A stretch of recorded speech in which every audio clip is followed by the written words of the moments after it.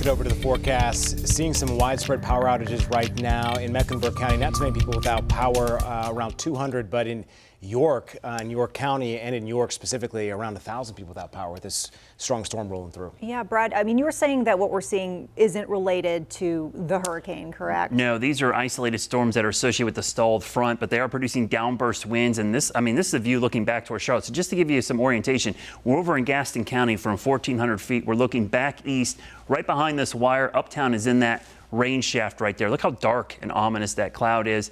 That is the storm that is currently over Mecklenburg County.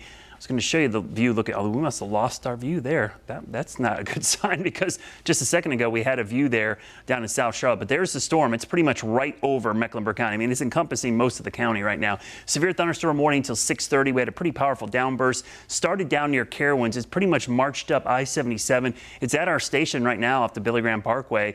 Winds that gusted up to at least 40 miles per hour. The worst of it was just to the south near Arrowwood, Hebron Road area.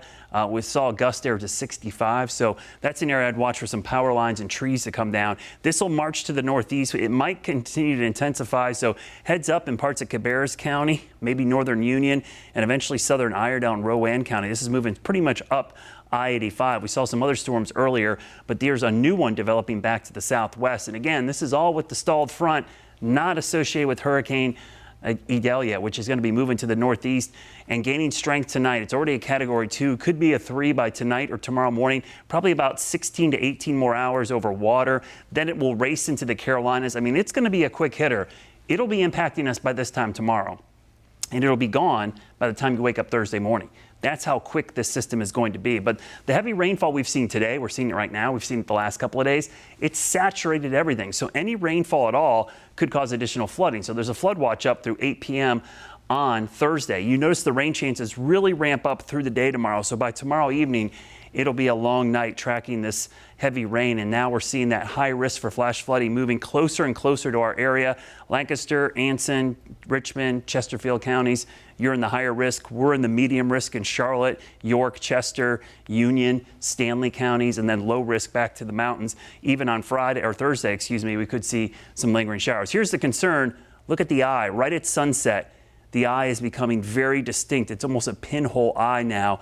That's a sign of the storm intensifying quickly, and we call that rapid intensification. When that happens, storms can pick up 20, 30 miles per hour wind speed in less than 24 hours. Wind threat is not as big a deal for us as it is in Florida. Our issue is going to be rain, but when you see 30 mile per hour gust and wet soil, we tend to see trees still come down. But this will be the bigger story. Flash flooding. Look at that high to medium risk. Again, 6 to 10 inches to our east is not out of the question for us. I think in that 2 to 5 inch range, that'll be on top of the 2 to 5 inches we've already seen this week. So here's the timing. Moving north, you see the outer bands getting here by 5 o'clock tomorrow evening and then being over us most of tomorrow night. But by Thursday morning, 3 o'clock in the morning, by the time you wake up, we actually might see the sun come out. So this will be in and out quickly. It's all about tomorrow evening, and then it's out of here. I'll show you a close-up view of this. Where the heaviest rain band sets up, it's still a little questionable. Is it over Charlotte? Is it to our west? Is it to our east? It's going to be right on the edge here. The real heavy stuff is down in the PD region, and then it pushes off to the east, and we dry out real quickly. But that swath of heavy rain, there it is. 4 to 7 inches, maybe 10 inches in a few spots. 2 to 6 over us. So tomorrow, solid rain chances starting afternoon. Temperatures in the low 80s. Your Guy Roofing 7-day forecast. Here's the reward for all this ugly weather this week. Friday and Saturday morning, we'll be in the 50s for lows. Afternoon highs in the 80s with sunshine. But for the Labor Day weekend, temperatures will be right back near 90 by next week. All right, Brad, thanks for the heads up. There we go. Okay, so don't forget, staying ahead of the conditions, so important, not just today, right? Of course, we're dealing with stuff today, but also keeping an eye on Idalia.